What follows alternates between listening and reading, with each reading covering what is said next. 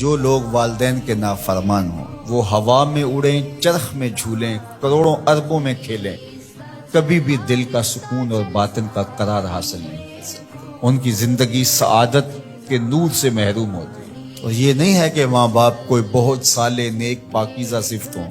ماں باپ گناہگار سے گناہگار ہی کیوں نہ ہوں، ماں باپ کے قدموں تلے اولاد کی جنت رکھی گئی۔ امام غزالی علیہ رحمہ نے لکھا ہے کہ وہ گناہ جن کی سزا آخرت میں تو ملتی ہی ملتی ہے، دنیا میں بھی ضرور ملتی ہے، ان میں سے ایک گناہ ماں باپ کی بے ادبی، ماں باپ کی توہین، ماں باپ کی گستاخی۔